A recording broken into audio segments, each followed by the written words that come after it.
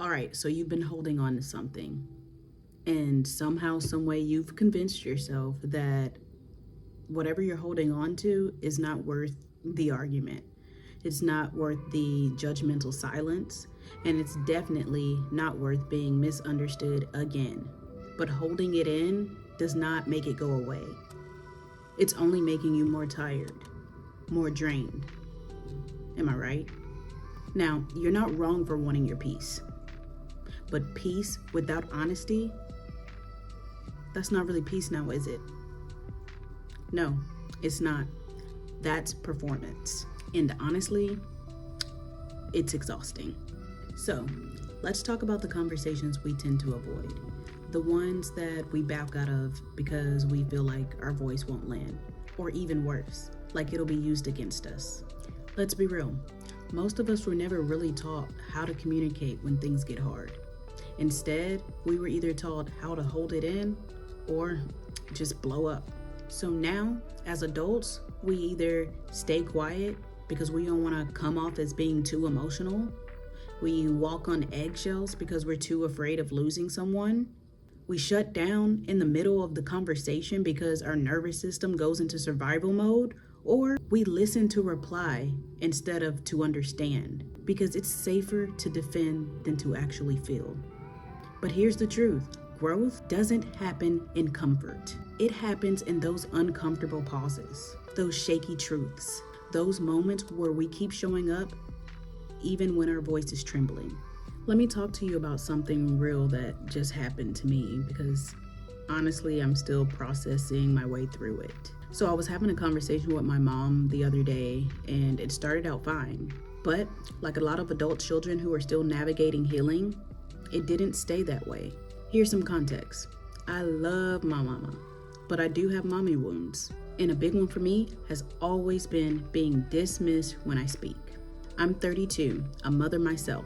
And yet, sometimes my mom still speaks to me like I'm a teenager, like I'm a child. Although I will always be her child, her daughter, I am now also a woman, a whole human being. And I too deserve some respect. When I was growing up, explaining myself was seen as talking back. There was no room for it. It was not tolerated at all. If I tried to clarify my intentions, it was seen as being disrespectful. So I learned early on, as a child, being quiet keeps the peace. But that silence came at a cost for me. So again, I'm on the phone with my mom and I'm trying to express something very important.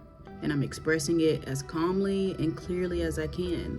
And most importantly, I'm expressing it out of love. But somewhere along the line, I can feel her voice, her tone changing, and I can sense her walls going up and the defense starting to kick in. Now, don't get me wrong. I tried to de-escalate. I tried to steer the conversation in another way, tried to reword what I was saying. I tried recentering the conversation, but before I could get there and get it out, she hung up on me. And that's where I draw the line. That's a boundary for me. That's a big no-no. If you hang up on me, you've made your choice. I will not be chasing you and calling you back or waiting for you to call me back and be there to answer, especially not when I'm still in the conversation, not when I'm still showing up. So I ended up just turning off my phone and pacing around my apartment and honestly crying. Not crying because I was sad or because I was angry, but I had to cry because I was just freaking tired. Tired of always having to shrink myself or silence myself in order to be loved or heard. And because honestly, I really do want my mom to be a part of my life. And my son to know his grandparents, have a relationship with them, not just know them. And of course, like many other people, I just want to make my mom proud, but not at the cost of keeping my own peace. There's a loneliness that comes with outgrowing old patterns, especially when it comes to family. You love them, but you see the cycles more clearly now. You realize you're not just trying to be heard. You're trying to heal generational trauma. You're trying to reparent yourself while still being able to show up for your own children, all the while being exhausted. I had to sit with this truth, and I had to come to the realization that just because I'm ready to have this conversation doesn't mean the other person is. And that's hard, and it's something that I have to accept, but that is not a reflection of me. That's where they are on their own journey. Some people can't receive the new version of you because they're still attached to the old version of you that never challenged them. They know how to talk to the you that always stayed quiet and the you that always avoided conflict. They were able to talk with ease to the person that chose to be uncomfortable instead of confrontational. But when you start speaking from healed spaces, it confuses them. They don't know who they're talking to anymore, and they don't know how to respond. But again, that's not on you. They're not ready, and that's okay. But that doesn't mean you have to go back to shrinking. One thing I had to start learning how to understand and accept is we don't speak our truths to change them. We speak our truths to honor ourselves. Having those uncomfortable conversations are how we create deeper connections. And when they don't go the way that we hoped, they still show us something. They show us where we still need healing, where our boundaries are, and who's really willing to grow with us. You can't grow in spaces where you're not allowed to speak, and you shouldn't have to. Hey, not every conversation will end in a hug. Some of them will end in silence. Some will end in slammed doors or hang up in the face. But all of them teach you something about who you are and who's safe for the version of you that you're still becoming. Your voice matters, even if it shakes, even if it's messy, and even if it's misunderstood. Don't walk away from your own truth because someone else refuses to meet you in theirs. Peace is not pretending. Peace is choosing yourself even when it's uncomfortable. If you made it this far in the video and you're still watching, I want to thank you so much for being here, for taking the time to grow and to sharpen your mind. You're probably holding on to something. Maybe it's a conversation you've been avoiding, a truth that you haven't said out loud yet. And I just wanted to take a moment to remind you that there is no deadline for healing, but don't abandon yourself in the name of keeping things easy. Conversations won't always be easy, no matter how simple they may seem to be had, right? Like just last night, I had to have a difficult conversation with my neighbor that I did not want to have. I set myself up to, excuse me. So I was basically just trying to mom it and do what it do and get my son to bed on time so that I could still work for myself before going to bed. I actually planned on filming this video last night after I put my son to bed. However, my plans were short-lived when I'm putting my son to bed. You know what? Actually, at 7:45, I had a whole plan. I had it all planned out.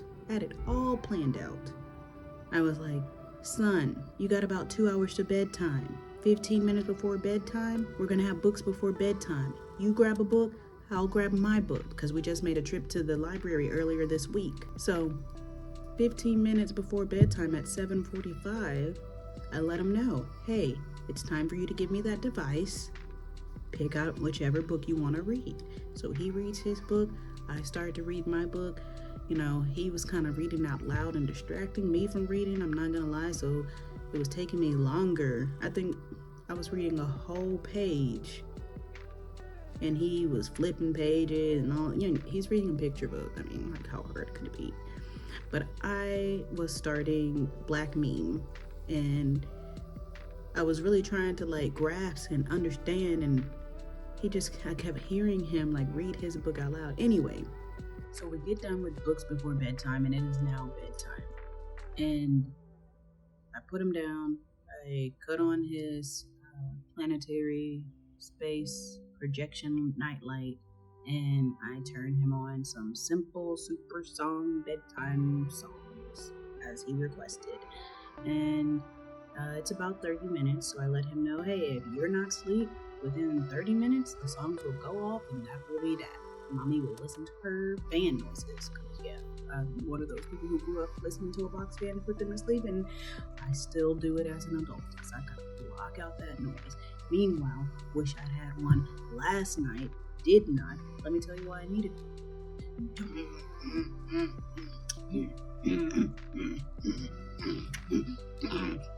I could literally feel the vibrations coming from my neighbor. And I have a 7-year-old, a new 7-year-old, like a fresh, like my 7-year-old has only been 7 years old for 3 weeks.